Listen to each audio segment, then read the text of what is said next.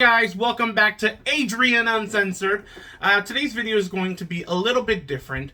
I got the idea from my cousin Melissa Rodriguez, so thank you, Melissa. Basically, this segment is going to be called Fun Fact Fridays. It's going to be videos every Friday of me basically giving you a few facts on either a celebrity, music genre, movie genre, just some stuff that you probably didn't know. So let's start off with our first Fun Fact Friday. Let's take it away.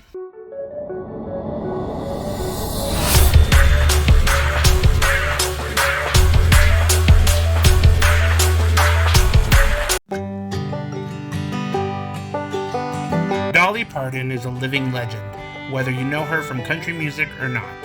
Dolly Parton has done amazing work in her life, from country singer to movie actress, writer, producer, director, co-founder, and so much more. Here are a few facts you didn't know about Miss Dolly Parton. Dolly Rebecca Parton was born on July 19, 1946. She was born in a small cabin in Sevier County, Tennessee. Her dad, Robert Lee Parton, was a sharecropper, while her mother, Avie Lee Owens Parton, stayed home to take care of Dolly and her other siblings by the time she was 35. When Dolly was born, Robert and Avie decided to pay the doctor in cornmeal due to financial stability. People who knew Dolly or seen her know how much of a success and billionaire she is. So it's amazing that not a lot of people truly know how poor she started. Which brings us to number 2. Sleeping arrangements. Growing up in Sevier County, Tennessee, Dolly Parton lived in a one-bedroom home with her parents and 11 other siblings. When sleeping together, Dolly stated that usually 4 or 5 siblings would lay together on one bed. And usually when she would lay together with the youngest siblings, she would get peed on. When asked if she would change the sheets when this happened, she stated no. She said it was truly a blessing in disguise when she would get peed on because it would keep her warm for a little while in the freezing cold house. 3. Serious accidents. Dolly's family didn't have money for proper health care. This meant that during serious health emergencies or accidents, the family would have to rely on each other and get by on their own. When Dolly was young, she jumped across a fence onto a broken mason jar and cut 3 of her toes. It was so bad, her toes were literally hanging off. Dolly's mom, Avie, used kerosene for antiseptic and her own sewing kit to sew Dolly's toes back together. Luckily, her mother did a pretty good job, and Dolly never had experienced any long-term life issues due to this accident.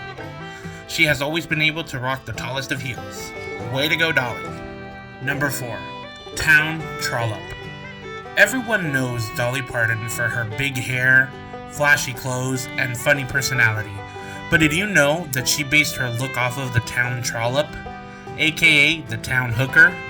When Dolly was little, she said that she saw her one day outside looking so beautiful with her big hair, tight clothes, and red nails, and thought, one day, I'm gonna look just like that.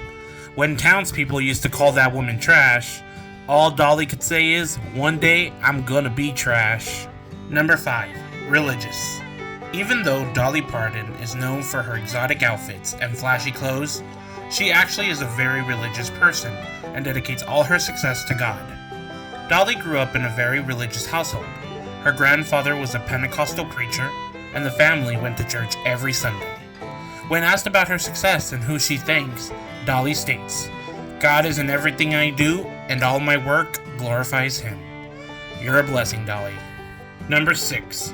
Debut Porter Wagoner Show. In 1967, Porter Wagoner, aka Mr. Grand Ole Opry, one of the most famous country singers of his day, offered Dolly Parton a part on his show, which is where Miss Dolly Parton would be introduced to the world. And out of this experience, 2 of her most famous songs, like Jolene and I Will Always Love You, would emerge. Number 7. Dolly and the King. That's right, Mr. Elvis Presley, king of rock and roll. See, Elvis wanted to record his own version of the song I Will Always Love You for his wife Priscilla Presley.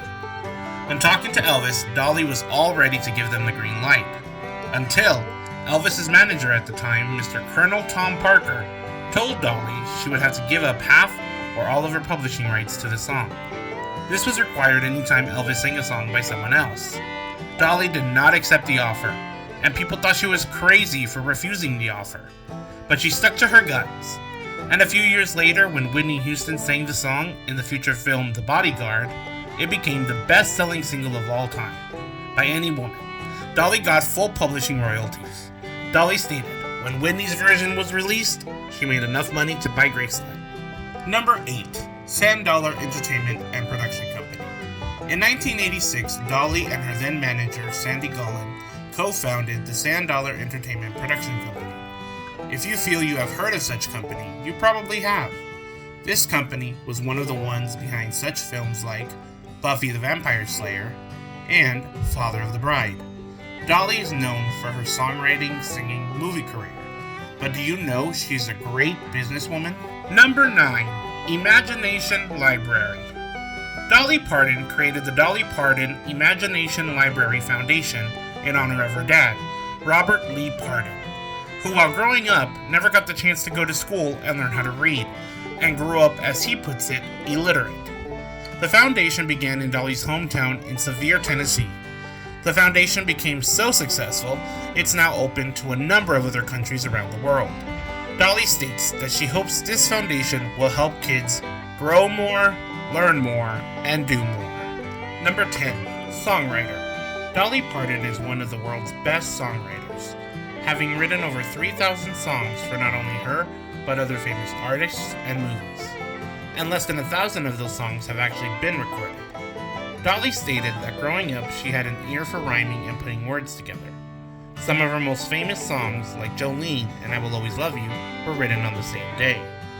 She says it has become a lot easier now that she dedicates at least 1 or 2 hours every morning to her writing, from 3 in the morning till about 5 a.m. Hope you enjoyed these interesting facts on Miss Dolly Parton. Tune in next time for another Fun Fact Friday.